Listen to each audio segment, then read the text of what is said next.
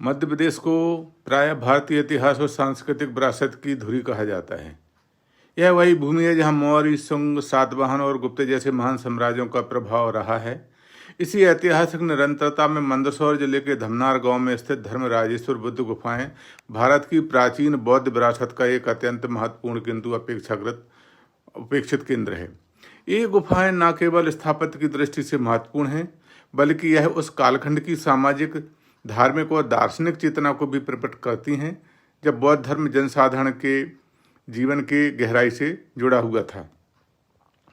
इतिहासकारों और पुरातत्वविदों के अनुसार धर्मराजेश्वर क्षेत्र की बौद्ध गुफाओं का निर्माण लगभग 2वीं या 3वीं शताब्दी ईसा पूर्व से लेकर 5वीं-6वीं शताब्दी ईस्वी के बीच हुआ।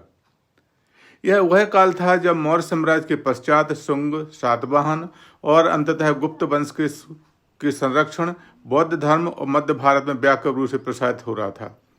धामनाथ क्षेत्र अवंती महाजनपद के प्रभाव क्षेत्र में आता था। अवंती प्राचीन भारत का एक महत्वपूर्ण राजनीतिक और सांस्कृतिक केंद्र रहा है, जहां से बौद्ध विचारधारा का प्रसार दूर तक हुआ।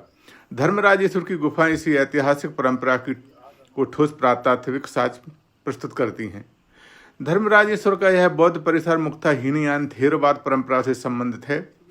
उस काल में बुद्ध की प्रतिमाओं की पूजा प्रचलित नहीं थी। बुद्ध की उपस्थिति का प्रतीक स्तूप हुआ करता था। यही कारण है कि धर्मराजेश्वर में विशाल गोलाकार स्तूप, चैत्य और विहार मिलते हैं, किंतु बुद्ध की मूर्तियां नहीं मिलती हैं। यह स्थल बौद्ध भिक्षुओं के लिए ध्यान, साधना और निवास का प्रमुख केंद्र रहा होगा। यहाँ निर्मित विहारों और कक्षों से स्पष्ट होता है कि बौद्ध संघ का संगठित जीवन यहाँ विद्यमान था। यह स्थान बौद्ध धर्म को स्वरूप को दर्शाता है, जिसमें सरलता, तपस्या, अहिंसा और सामाजिक समानता को सर्वोच्च महत्व दिया गया। धर्मराजेश्वर की गुफाएं और चट्टानों को काटकर बनाई गई, जो प्रारंभिक भारतीय शैल काट स्थापित का उत्कृष्ट उदाहरण है। स्तूप के बाहरी भाग पर दिखाई देने वाला छिद्रयुक्त यानी परफोरेटेड पत्थर संरचना तत्कालीन तकनीकी दक्षता और सौंदर्य बुद्ध का प्रमाण है। गोलाकार स्तूप, आयताकार विहार, साधारण अलंकरण और बिना अत्यधिक सजावट की संरचना इस बात को दर्शाती है कि यह स्थान भव्यता के बजाय साधना और अनुशासन पर केंद्रित था। स्थापत्य की यह शैली हमें सांची, भारहुत और अजंता जैसी प्रसिद्ध बौद्ध स्थलों की परंपरा से जोड़ती है, किंतु धर्मराजेश्वर की सादगी इस विशिष्ट बनाती है। धमनार या धर्मराजेश्वर प्राचीन व्यापारिक मार्गों के समीप स्थित था। इन मार्गों से व्यापारियों, यात्रियों और बौद्ध भिक्षुओं का निरंतर आवागमन होता था।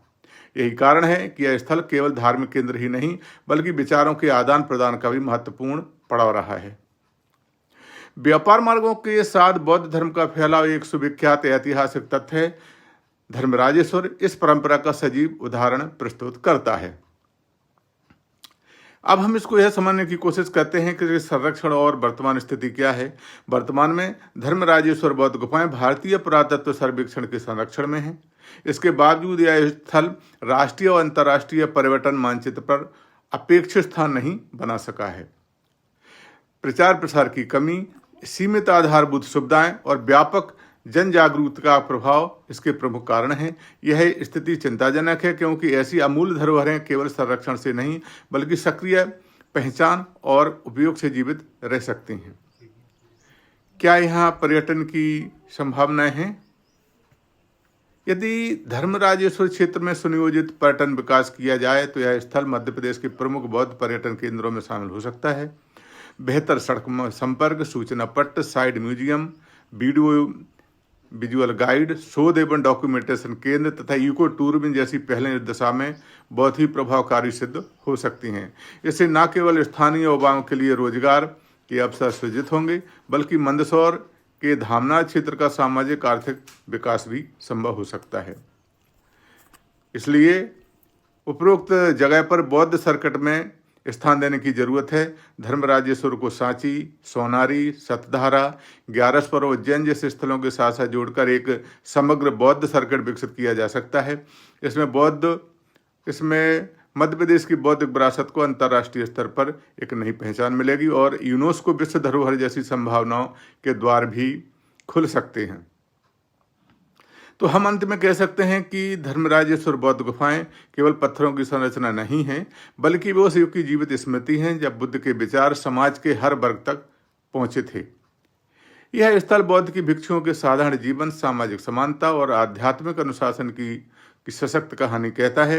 इन्हें सांची और अजंता के समकक्ष पहचान दिलाना केवल पर्यटन विकास का प्रश्न नहीं है, बल्कि भारत की बौद्ध विरासत के साथ ऐतिहासिक न्याय का विषय है।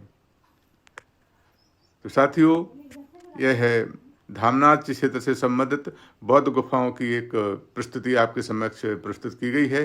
आशा है यह आपको अच्छी ठीक लगी होगी।